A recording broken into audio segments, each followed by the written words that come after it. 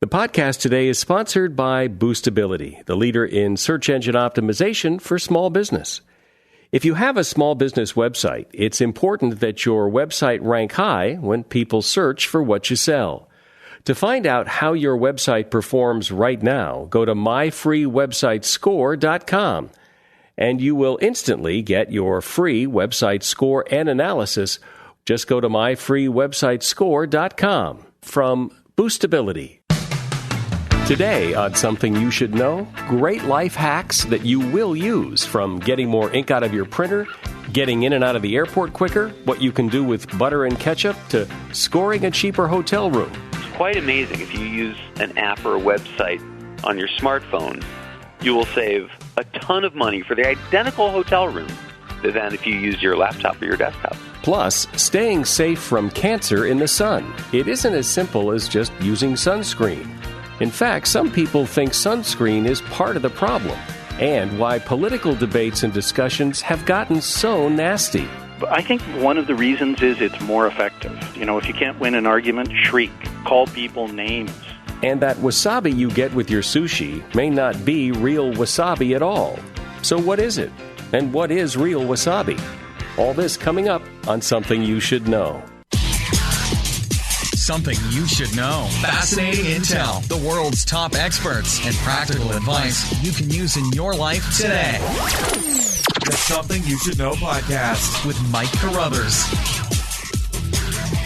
Hi, welcome to the podcast. And yes, indeed, you will get some practical advice you can use in your life today. You may want to get a pen and paper for this episode, because you're going to discover some pretty cool facts and life hacks that I can guarantee you will come in handy and will also make you appear to be much more brilliant than perhaps you even are to all the people who know you when you share some of these life hacks and practical advice. Also today, wasabi. You know that green stuff you get when you order sushi in a Japanese restaurant. Do you know what it really is, what wasabi, where it comes from?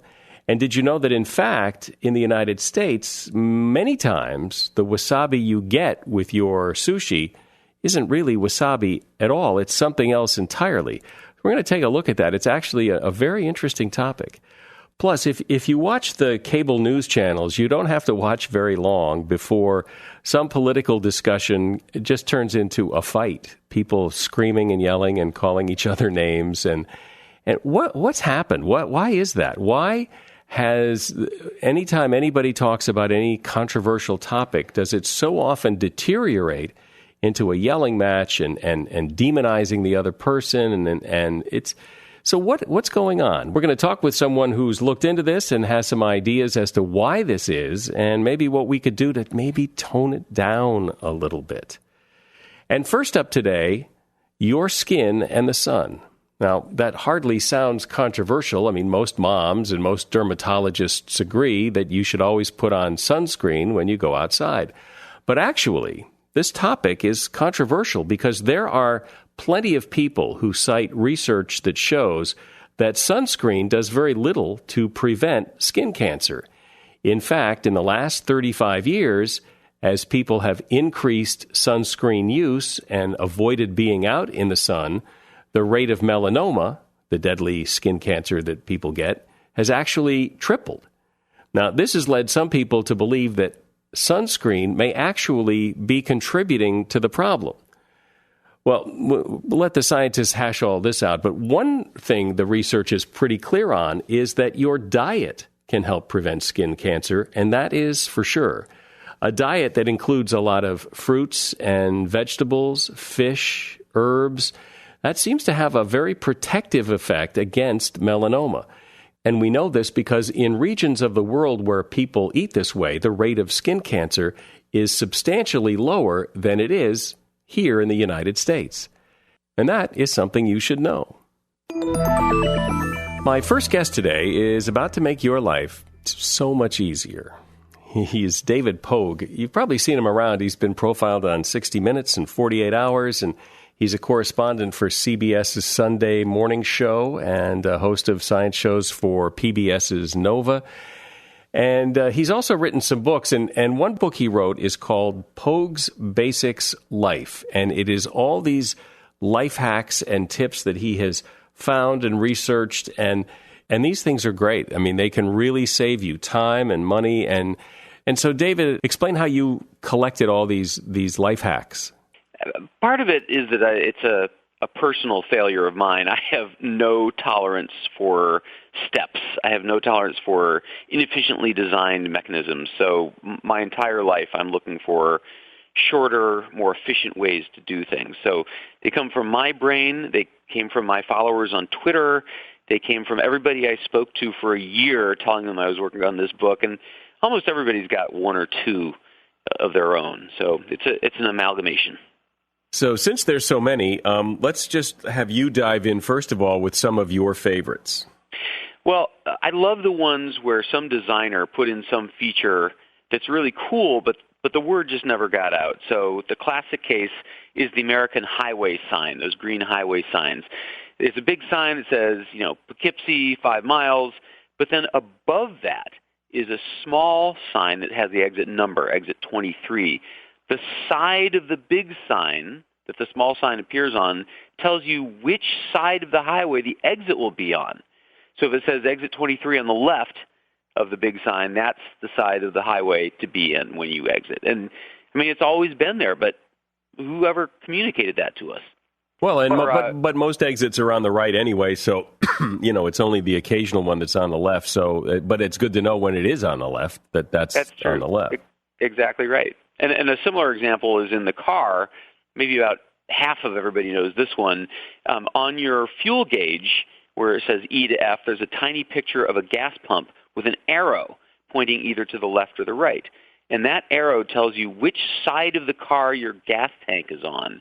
And you probably know which side your own car's gas tank is on, but if you're in a rental or a borrowed car, it tells you which way to pull into the gas station. So pick one or describe one that has impacted you the most or that you found really fascinating. Sure. This is the one that's changed my life the most. Someday most of us will be over 40 and start to need reading glasses or contacts.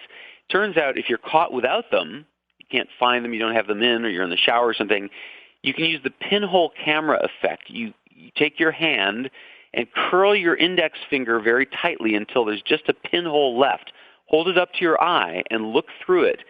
And incredibly, you can suddenly read again without glasses. So it's great for menus in restaurants or the little bottles in the shower in a hotel.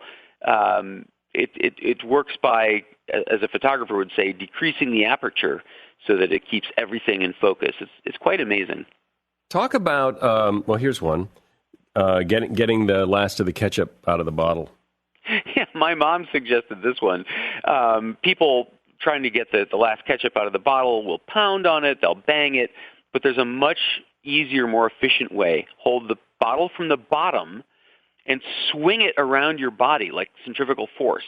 And amazingly, that forces the ketchup instantly down into the neck of the bottle where you can just open the cap and pour it out. It works with mustard and children's toothpaste and all kinds of jelly substances. So how many times have people, been printing out some important thing and the printer cartridge runs out of ink and you have a way to save it? Yeah, you can coax more ink out of inkjet cartridges by blow drying them. Take them out, heat it up with a blow dryer, and put the cartridge back into the printer. You'll get another 5% or so out of the ink that was there. So it'll save that print job that was about to end. And why have I been tying my shoes all wrong? It turns out that the way they taught us to tie our shoes actually creates a granny knot. It's a slip knot, and that's why children's shoes come untied, for example.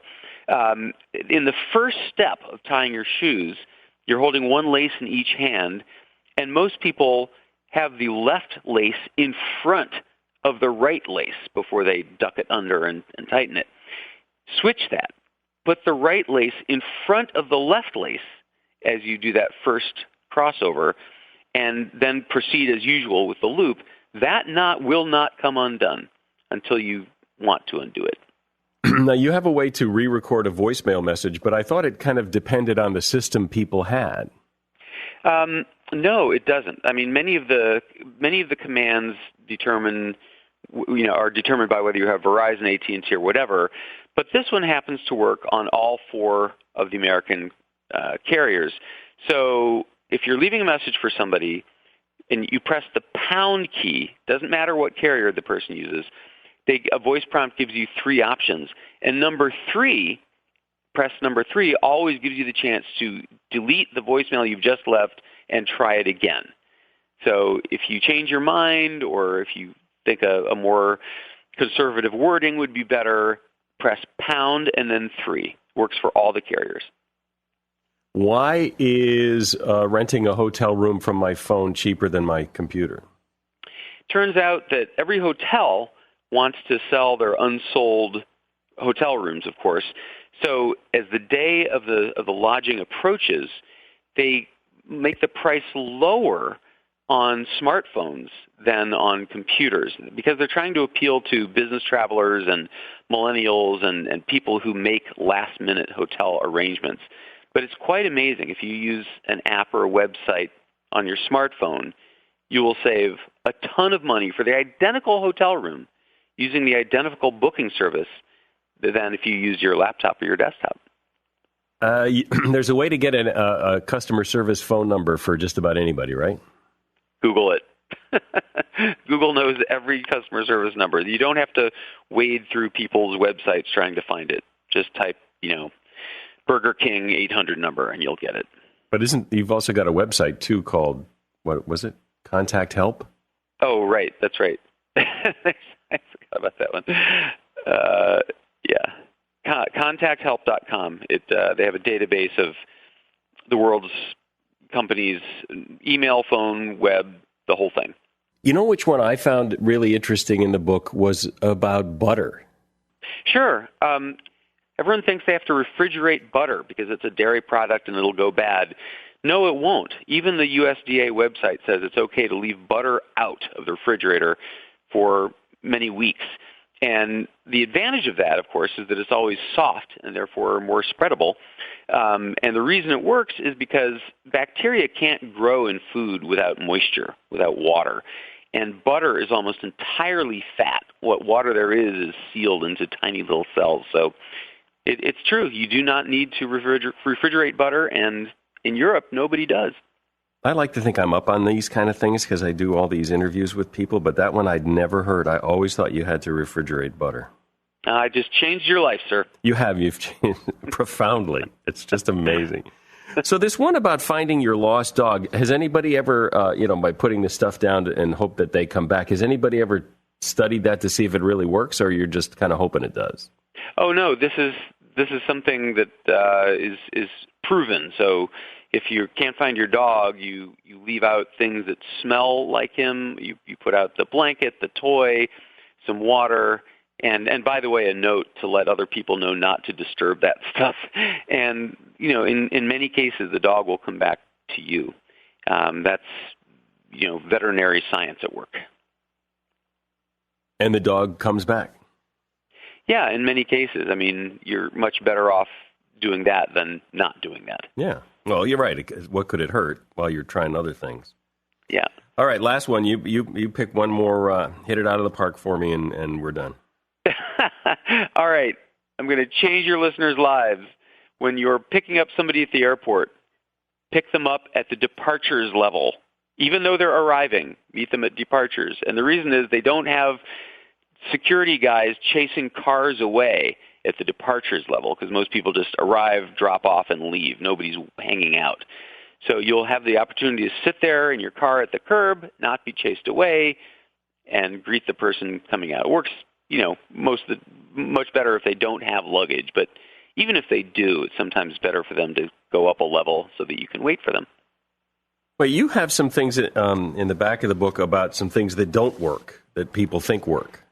That's true. The Internet is wishful thinking land, and people send these things around like crazy. They're called life hacks, and most of them don't work. Some of them are just silly. Like if you're ever caught out in the woods camping without kindling, you can light Doritos as kindling. Well, okay, but who's camping when they have Doritos but not wood? Or a great example is you can make a piece of leftover pizza crisp again by microwaving it next to a cup of water. It's like, no, it doesn't work at all. You're just going to make it mushier that way. So every one of these tips in the book has been Pogue tested and certified. I like this one because I've always thought it was true was you tap on the top of a soda can if it's been shaken, and that will prevent it from spewing when you open it. Yeah, it does not work. If it seems to work, it's only because you're waiting longer. You're taking time with the tapping for the bubbles to settle down. But it does not, in fact, make any difference whether you tap the can or not. And time is the only thing that'll settle it down. That is correct. Great. Thanks, David. It's always good to have you on. You have so much stuff that just makes my life complete, makes me smarter, and I appreciate it. Thank you. Thanks, man. I really appreciate it. David Pogue is the author of the book Pogue's Basics Life, and he is correspondent for the CBS Sunday Morning show. There's a link to his book and to his website on the show notes page for this podcast episode at somethingyoushouldknow.net. In a moment, why has discussing politics or really any controversial topic gotten so nasty, and what can we do about it? Plus, if you like Japanese food, well, you know about wasabi. But what is it exactly? Where does it come from? And why very often is the wasabi you get fake? All that's coming up on Something You Should Know. Our sponsor today is Boostability. Boostability is a search engine optimization company that specializes in helping small businesses optimize their website so that they show up high in search results. So, in other words, when people search for what you sell or what your company does or what your website does, it used to be that when people needed something, they'd look in the yellow pages. But today, everybody's going to Google or Yahoo or wherever and searching for what they want. And so it's important that your company website show up high in those search results because people don't go too far down the search results before they make a decision. So what Boostability does is continually help their clients, and they have thousands of clients all over the world. They continually help their clients improve their search engine rankings so they show up in those search results. And step one to improving your search engine optimization is to start with how your website performs now. So Boostability has a website called myfreewebsitescore.com. And if you go there and fill in some information, you will instantly get back your free website score and analysis that shows how your website performs now and things you can do to make it better. Go to myfreewebsitescore.com to get your free website score and analysis from Boostability. myfreewebsitescore.com. It seems to have gotten to the point today where talking politics can be dangerous. I mean, if you watch politicians on television or really anybody who's talking or debating a controversial issue, gun control, abortion, any topic, it's so quickly deteriorates into name calling and yelling, and the idea of agree to disagree just isn't what it used to be. So what's going on here? Why is the goal now not necessarily to discuss the topic, but to demonize the other side? To take a look at that is James Hogan. He has been a public relations executive for many years, and he has a book which is titled I'm Right and You're an Idiot, which pretty much sums up the problem.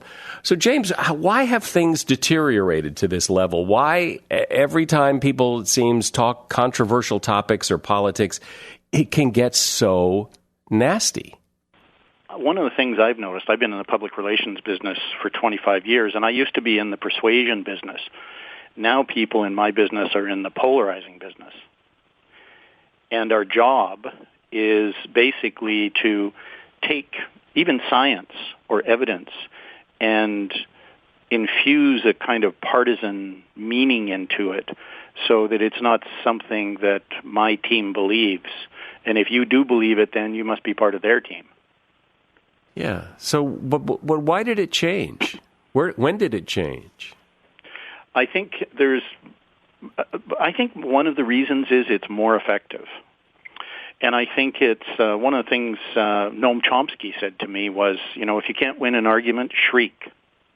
Call people names. Do anything to avoid having to try to make an argument. So that's what people are doing. That's right. Some of these issues are impossible. And so in order to kind of prevail, whether it's in politics or in business or in policy, you need to resort to this kind of highly polarizing methodology. And yet, most of us would think that, or I would think that didn't work because, if people treat me like I'm an idiot, I'm not going to cooperate. No, it works for the status quo. So if you're fighting change, say you're in the oil business, it works for you to confuse things to such a level that nothing happens. People just throw their hands up and walk away. So I think we give the role of reason too much credit in democracy. I mean, ad hominem attacks have been around since democracy began. But now with the growth of social science, maybe 100 years of it, right, it's become much more sophisticated. And so really what's happening is you don't have to get involved in the actual argument. You just have to make the case that other person is kind of not worthy of even participating in the debate. You call them names. But I think people like to think that I can see through that I'm smart enough to be able to see that for what it is, and what's really important to me are the issues at hand. Right. Big mistake. We tend to look for people who think like us, and before we decide what to believe. And so it's very easy for people like us who have belonged to our tribe to manipulate us. And that is the way this works. So what are you suggesting? Are you suggesting we be more civil, or are you suggesting we take advantage of this new snippy, nasty tone and use it to our advantage? The first step is assuming that people who disagree with you don't have bad intentions, and that they're not idiots, and being open to their views. And I think that kind of a process it's not always going to work. It's not like silver bullet, but it can start a different kind of conversation where people start to listen more to each other, because it's the listening that's missing. So can you give me an example to kind of fill in the blanks here of how that explain what you mean? I guess a good example would be climate change. When you look at how polarized it is, it's kind of like a fight between good and evil. And I think the fact of the matter is, people who run oil companies are not evil. Even though we need to do something about climate change, they have a lot to say. And so you could have a conversation about that. And I have had those conversations, even though I'm a climate change advocate. I think we need to do something about it, that it's a very serious problem. That said, just because someone doesn't agree with me doesn't mean that they're a wrongdoer, or they're sort of evil, and that this should be like a David and Goliath battle. The fact is, these kinds of issues are so big and so difficult that if you don't get people who are on the other side of the issue to work with you to move towards a solution, even when you have to compromise, there won't be solutions. And so that's a very good example, I think, oil companies and environmental advocates. Yeah. Does this apply, do you think, just in day-to-day life, the way we just deal with people in our lives? The same rules apply? Yeah, it's funny because that's not what I was writing the book about. I was writing the book about the public square and this idea that just like you can pollute the natural environment, you can pollute the public square with this kind of unyielding one-sidedness. But over and over again, people have come up to me and said, "Yeah, this is exactly what I just broke up with so-and-so," and they tell this story that it's, it might as well be magnified into a political debate. But it's very similar types of skills that are used. And we tend to be we don't tend to be good listeners. Certainly that's in my case, it's something I have to work at. And I think there's a lot of people like me. And we tend to sort of jump to defending our side too quickly rather than kind of looking for common ground. I mean, there are people who are gifted that they're not like that, but a lot of us are. And I think people tend to respond better when you acknowledge that they may have a point, and that you keep in mind that it's not just they who could be unknowingly under the influence of bias, but you could have that problem as well. But people have always been on different sides of issues where it isn't just a disagreement. They each think they're right and the other is wrong. And that sort of to find common ground abortion would be a good example. There's no compromise. It's one way or the other. Some of the issues are like that. That's true. See, I think the thing that's different today is that this has become professionalized. And people in my business, in the public relations business, are no longer really in the persuasion business. They're in the polarizing business. And when you have these kinds of highly polarized issues, and you never get to the point where solutions can be implemented or there's a discussion about how you fix it. It's always just these kinds of this kind of butting heads, and it doesn't move forward. So there are some issues that I agree with you that are like that. They're win-lose. But there are a lot of other issues where you could find common ground. I mean, no one can convince me that a Republican or a conservative in my country, Canada, isn't just as concerned about clean water and clean air as I am. But they're often painted that way. That's right, and the bias is on both sides. And we all think we're right? And we all have this attitude like, I'm right, you're wrong, let me tell you what you should think. That is not a good communication strategy. I can tell you after 30 years of being in the public relations business, it doesn't work. Well, it depends on what work means to you. I mean, it depends on what the goal is, I guess. Don't you think the goal has changed? It's not so much to come to an agreement or find common ground, it's to demonize the other side. That's right. That's exactly my point. But that leaves you, Carol Tavris was one of the people I interviewed for my book, and she said, if you hear a ruckus outside your house, you open the windows to see what's going on, but if there's a ruckus every night, you sort of close the shutters and kind of batten down the hatches and try to ignore it. And that is a very dangerous thing when you have the kinds of problems that are stalking us today, the problems with terrorism and immigration problems, financial problems that are causing so much concern around the world, the inequity in income, the climate change problem. These are problems that you and your friends that you have dinner with who all agree are not going to solve on their own. We need to figure out ways to be able to work with people who disagree with us. And it's not like there's no historical example of that. This happened lots of times throughout history where the right and the left have stood together. Second World War. First World War. In the United States, it was Republicans who founded the EPA, who set up the national park system. There's plenty of times that people have. I have a friend who used to be an MP in Canada, and he was like a very left of center guy.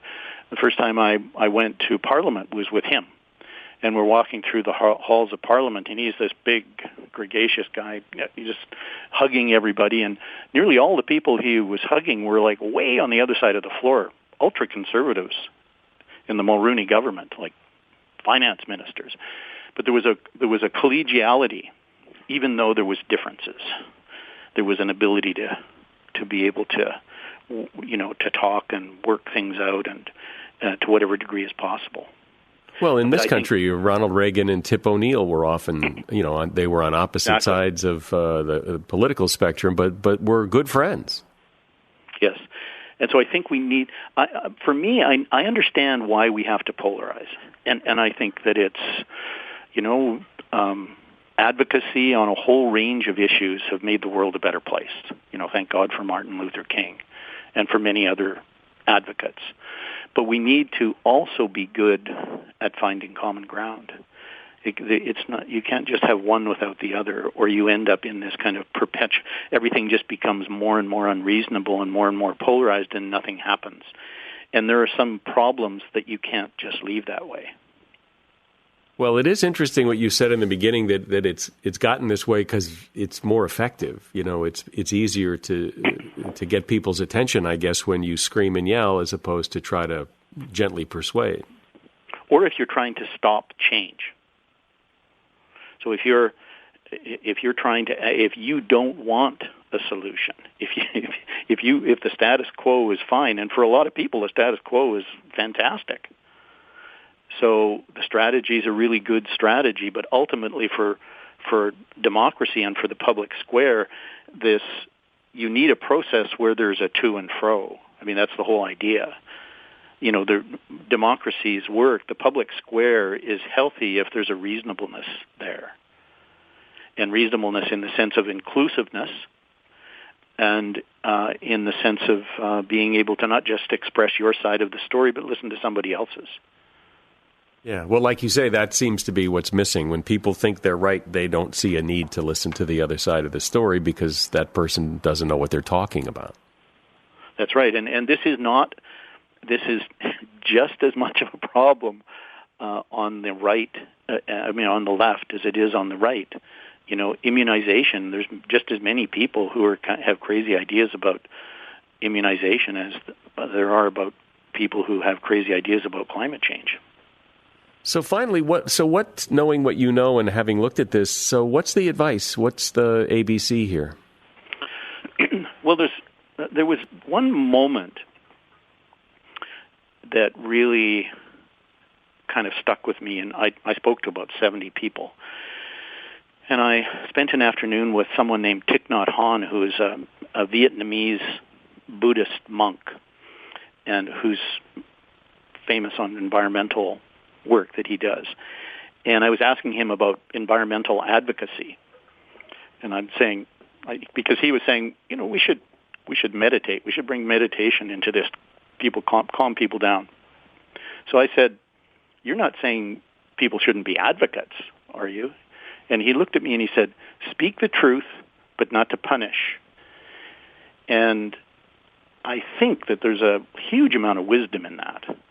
This idea that we need to bring a bit of warm-heartedness into the debate and not be so convinced that the other side is ill-intentioned or an idiot on the issue, but that we should be more open to their views and realize that there may in fact not be that much of a difference.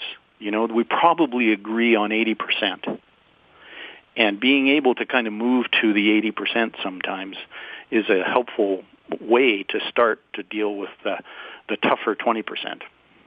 Well, I'm not terribly optimistic that things are going to change, but it certainly would be nice if we could get back to the, agree to disagree idea and not have to resort to calling people names and screaming and yelling, because it just doesn't seem to accomplish anything.